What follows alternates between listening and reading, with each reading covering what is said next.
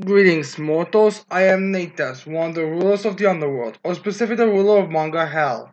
And today we will be reacting to the newest chapter of Four Knights of the Apocalypse series, chapter 78, titled A King's Pride. Yeah, this is gonna be, I guess, a more of a philosophical debate chapter between Meliodas and Arthur.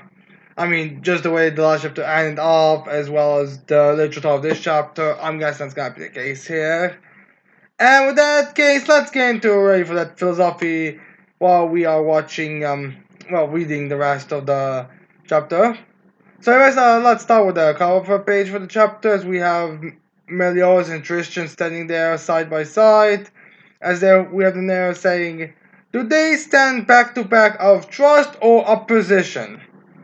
Well, judging by their faces, the way their personalities have been so far, I'm going to assume opposition. Anyways, then we get the narrative saying Arthur, King of Camelot, versus Meliodas, King of Lyoness. Two veteran kings cross swords. So yeah. Anyways, let's get into the actual proper story. As then we have someone look at Meliodas, which is Arthur, and be like, heh, heh, heh, heh, heh, bring me back to my senses, you say, as he unsheathes his sword. As Arthur says, it's because I came to my senses that I'm standing off with you like this.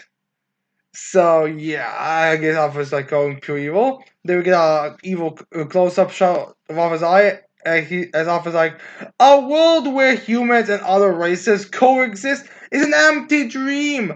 I'll put this world back into the hands of humankind.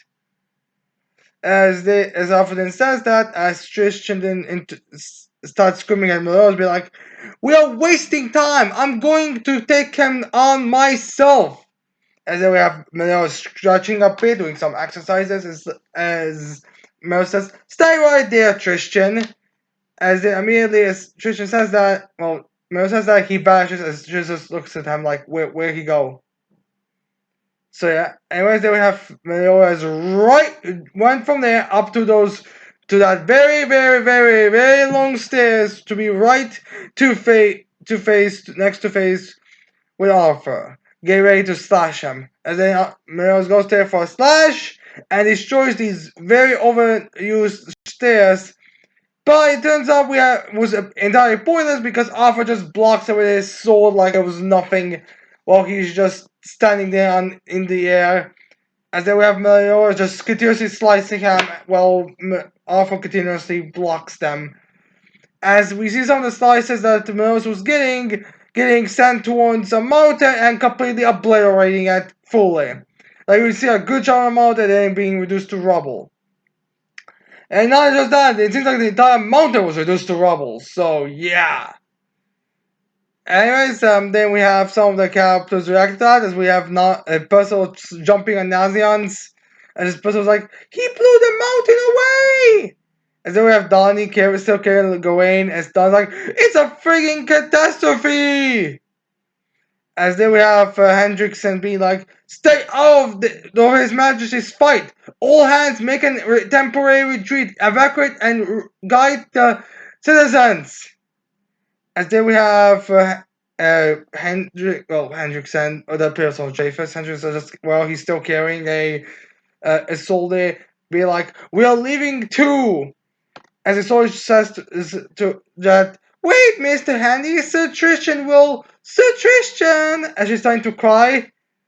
As there we have Christian just looking at their fire. He just wants to, as he then jumps in to join the battle. As he goes there, filled with rage. Then we have Meliodas like, "Wait, what are you doing here?" As I was just like, "Wait, you're jumping as well?" As there we have Meliodas screaming, "Stay back!" As she's like, "Be quiet!" As he goes there for a slice, as Alpha just like, "What a bad child!" As then we actually goes for like slashes, as he's screaming, "Yeah!" And Alpha just easily blocks them all. I mean, to be fair, Meliodas' slices will also easily block to Alpha, but still. As then we have first saying, "You shouldn't speak to your kind old father like." that as he goes there for a slice, as we see that he was planning on decapitating Tristan, which again I do wonder if the demons resurrecting powers are a thing. Weird enough, it seems like the whole resurrection doesn't seem to be all that used. I mean, to be fair, Chaos go on had it, but the rest kind of seem to not have it at all. But yeah, anyways, we see that before Arthur managed to decapitate Tristan, Meliodas managed to show up, grab Tristan, and save his life. As then Meliodas goes to another slice, but Arthur just moves out of the way as Meliodas uses his demon mark powers. As he says, well, he was like, cough! As then he makes a bunch of the black, dark mana orbs things around him. As he sends them in and uses a spell called Trillion Dark! As he stands still, as in Arthur actually is kind of like a little shocked and a bit like sent back a bit by this, as he's like, this power, it's dark enough to have mass! So yeah, I think this is referring to that like one ability he that King I believe used. And I think Medeos used that after in this later in the story where he like condenses a mass into one thing and to like strike at someone. And I think that's what's going on here. As if just a guy like going in. Oh yeah, I think it's no, I think it's Meliodas. They're going for a strike. It's like yeah, as in Meliodas actually managed to send Arthur to the ground a bit. But Arthur is still nonchalant there as he stands there. And then we see that he's actually right in front of Percival and Naziance as Percival grabs his swords grabs his sword and Percival says, King Arthur! As that tells him, don't do it! He is beyond your power as it is. Let's pull back for now. Kind of ironic how the people who are destined to kill Arthur is now being told that no, don't go fight him. You'll be dead. I mean, it's true, but still, it's just kind of hilarious to think about this way. Anyways, they have Meliodas be like, "Are you hurt?" As just like, "Who said you could help me?" As I have Meliodas saying, "Settle down, Tristan. Calm your mind." As if Tristan like go throwing a big rage down, just like, "Am I hurt? I'm always fine to enough. You can't treat me like a child forever." Oh great, he's in his teenage inks stage right now. Run for your lives, man! He's in teenager now! No! As there we have Meliodas like, it's just saying, it's like, looks like you can't change back. So I guess this is something, his teenage friend is something that's related to his dark masses, so I could see that happening. And then we have just screaming, yeah, shut up, shut up, shut up, shut up! I can fight him on my own, even without your power! So yeah. As there we have Arthur starting to speak as he's watching Tristan losing control. As Arthur says, "You really are just a child. You understand nothing, nothing at all. In this battlefield, you are only dragging your father down." And then Tristan looking at Arthur is like, "What did you say?" And then Arthur's like, "If you stayed out of the way, I wouldn't have been damaged. I would have been damaged far worse, and your father wouldn't have been damaged at all." So basically, the praiser that's supposed to also go, so kind of like install the character a bit, which I feel like this is just them pissing Tristan off a bit. As if Tristan buffing a bit, as then he looks at Meliodas, as we see that Meliodas actually did get like a bit of a cut around his neck, which again should be anything of killing factor. Hello, as he sees a little bit of blood, as Meliodas like, nothing to worry about. We have regeneration pulse. We're demons, remember? Anyways, they have Arthur saying, "But Meliodas, the same goes for you. You really shouldn't be worried about your son in a nation affair like this." As Emil just explained to him, "If I don't worry about my son, how can I be the king of a country?" As in Officer's response with, "Then you are unfit to be king." As she's like, "Ah!" As then Officer continues with, "What do you think it takes to be a king of a country?" As then Officer says, "Resolve and action. In order to protect one's country and its people, one must cast their individual individuality and feelings aside. Even if it's your loving wife and son. So yeah, that's an interesting statement that makes you wonder what is going on with Alpha even more. As I see Tristan going down a bit, as he's like as Melo's like immediately like sheathing his sword back on, he's like Tristan. As Alpha then says, "Don't you think so?" Referring to the resolve and all that thing. As then we see Meliodas hugging Tristan, as Melo's like, "No, I don't." As there we have Alpha like being completely smug is like, I see. Then we see Trisha like, Gah! As he's actually kicking off Melos away. And then Melos like, are you hurt? Just hang in there.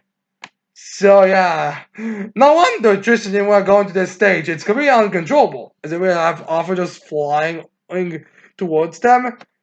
As if she's like saying, ah! As well as like, Tristan! As then we have Arthur getting his sword in the air as he's like, then die protecting your beloved son. As then we have Arthur getting his sword ready for the strike.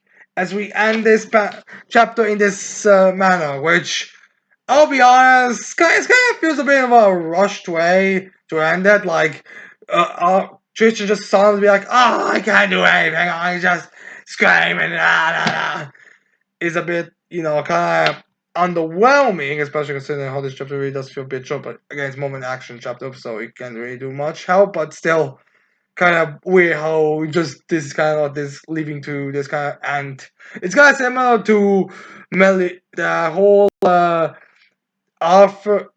similar to how the whole thing with Tristan and Percival knocking each other out thing happened. Kind of feels a bit like rushed or underused or kind of disappointing, but whatever.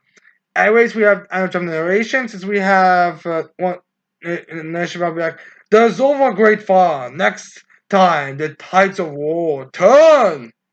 So I guess the Kingdom of Leonis is gonna get an advantage.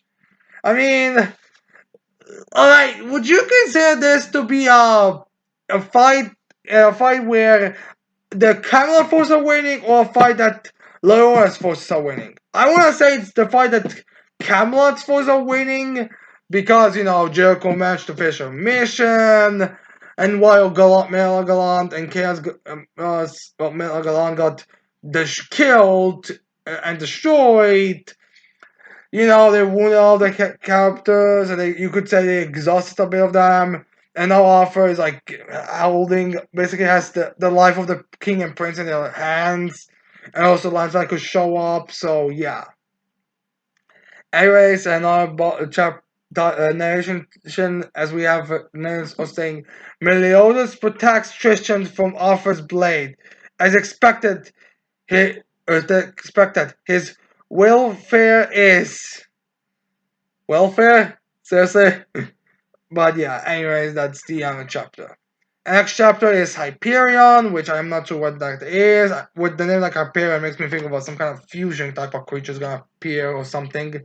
Maybe a attack, or maybe it's like Tristan's dark Endura or something like that. Maybe because of the god's powers, it's more active or something. I don't really know. We'll, I guess, see it in the next chapter. But yeah, that's the other chapter. Oh, it's a standard fight chapter. There's nothing all that crazy in it, all that groundbreaking in it. It's what you more or less expect from these types of chapters. So yeah. Anyways, I hope you like this chapter reaction. I hope you leave your thoughts in the chapter comments below. Don't forget to leave a like, subscribe to this channel for more videos in the future. And that's it. I cannot wait to see all of you mortals next time. Goodbye.